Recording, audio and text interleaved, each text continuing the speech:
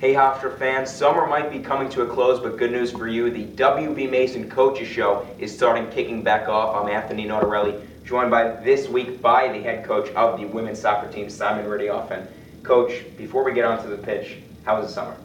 Yeah, it was okay. Relaxing.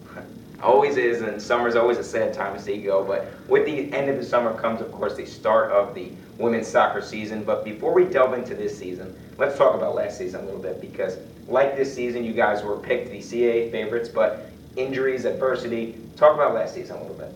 Yeah, disappointing overall. Our goal is always to make the playoffs, and that's what we did. However, with the talent on this team, especially at the beginning of last year, we hoped that we'd go a little bit further than we did. Obviously, injuries to Emily, more fetus towards the end of the season, Joan Mulholland, Ingrid Moyer, all kind of started paying the toll towards the end of the season. And outside of a couple of lucky bounces, we weren't fortunate enough to get to the finals. So it is what it is, and we start back at the drawing board and work on this year. Well, before we get to any other players, let's talk about those injured players, some of the key players like Jill Mulholland, like Ingrid Moyer, coming back. What do they bring to the team that you felt the void of last season? Well, Jill gives us a special energy.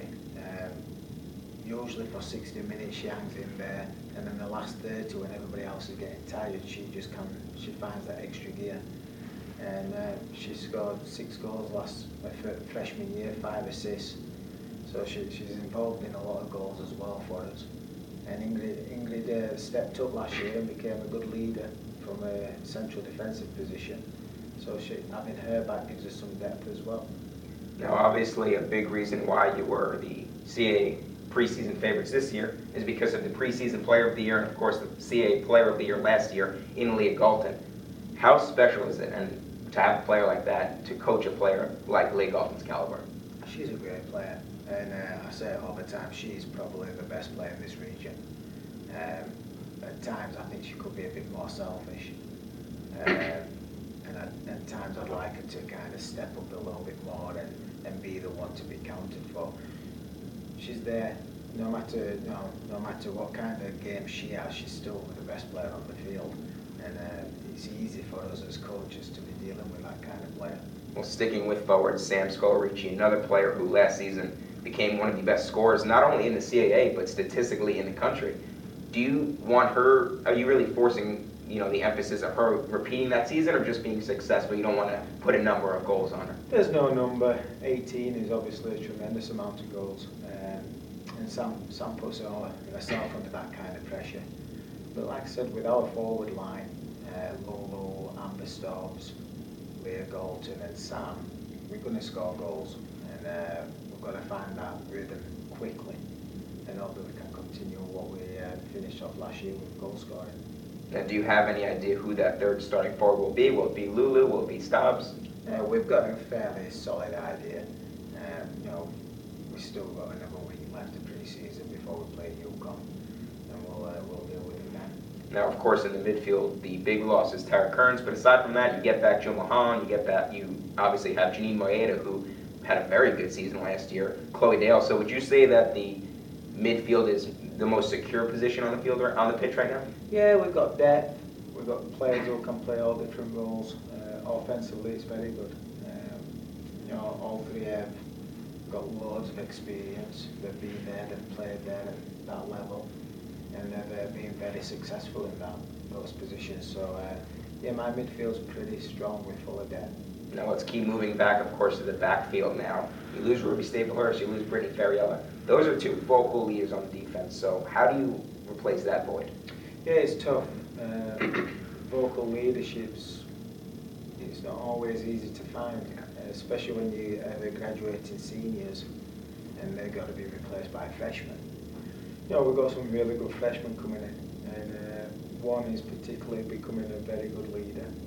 And I think as we get through the season, we're going to see that back line flourish tremendously, and hopefully we'll be ready to take, to get the CAA slate underway. Now, of course, in net, Frederica Mary. She was a player that last year when I covered the team, I saw through each game she started to improve a little bit better. She seemed a little more confident. So putting her in net for the first game, is that something you're confident with? Do you think she can be the goalkeeper of the future? Yeah, definitely, and she showed signs last year. Yeah. You know, she's got the problem with goalkeeping is you've got to have a consistent performances and play every day. And if you're not playing, you can pretty quickly get rusty and inconsistent. And that's what happened to Freddie last year. She came in and she was fit, flying well, and we were splitting her and Emily. And then once we made a decision, she got a little bit rusty, and then we threw her back in at the end, and she started playing well again towards the end of the playoffs. So I'm pretty excited about Freddie when she gets back. She's fit, she's athletic, she's a great shot stopper, and you know now she's got a better command of the communication. She's going to be a very good organizer for us. Now, as far as some of the newer players go, transfers, freshmen, is there anyone specifically standing out? I know you mentioned some recruits before. Is there anyone that can maybe come in and take the starting job right away? There's two players that done really well. Kristen Desmond from Northport High School, Long Island.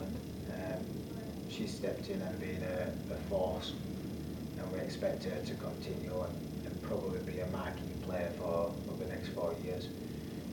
Riddiough Cleverly from Wales. She's come in and added a bit of maturity and leadership to our backline. So we're expecting big things from her too.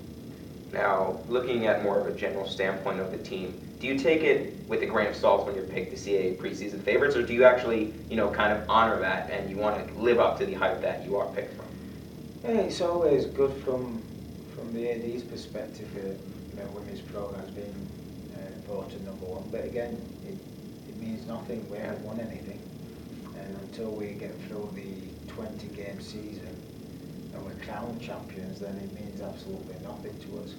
It's nice to get the recognition.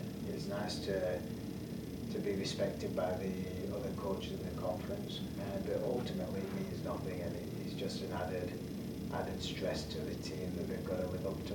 Now, of course, being picked #1 is a big deal because you have such a competitive conference. You have James Madison, Northeastern, William & Mary. What do what's the scouting report this year on those kind of teams? Because there is kind of those 4 teams and then the rest of the conference. So it seems like you're going to be competing with the JMUs and the Northeasterns and the William & Marys. Yeah, it's like anything. There's a lot of parity in our conference. Every team is competitive, even in the standings where you play the 9th place team. There's still it's never a given game. And William & Mary, JMU, they were deep last year and they've got quality talent. And Northeastern's always tough to play. But there's all the other teams as well. I think everybody's upgraded from last year, and I think we've got some good key players returning for certain squads. And it's like anything, it's a battle come October. And whoever can win most games at home and split away games, you're going to be in the playoffs, and if you don't, then you're going to be scrapping for that last spot on at home. Now, of course, Friday you start the 2014 campaign. You head to UConn, and then Sunday you have Bucknell at home. In those 2 weekend games, what are you looking for to start the season off, aside from, of course, a win? Yeah, it would be awesome to get wins. But again, we're just trying to build, trying to prepare for the conference. We've got, obviously UConn's a tremendous traditional powerhouse in this region, and Bucknell's Ben's done a great job in developing that program recently. So we're expecting 2 very tough games. Hopefully we can get through them injury free, and we can start preparing further and further on for down the road. Now, Coach, final one. Obviously, you make it known your goal is not just to win the CAA, but win a few games in the national tournament. Plain and simple, how do you get there? It's always a tough question to answer. It comes down to a couple of things at our level. You've got to stay injury free, so you've got depth. Especially when you're playing a Friday, Sunday schedule, you need more players to come off the bench and play an impact. And then also, you need a bit of luck. Soccer's one of those games where you can dominate and still manage to lose. And playoff soccer is even more so that way. It's always a tight game, and it's a matter of inches or seconds. There's a difference between winning and losing. So if we have a bit of luck in those situations and we stay healthy, I think we've got a good chance. All right, well, there you have it. Once again, this is the WB Mason Coaches Show. I'm Anthony Notarelli, joined by my first interview of many with Simon Riddiough. And Coach, thanks a lot. Yeah, thank you, Anthony.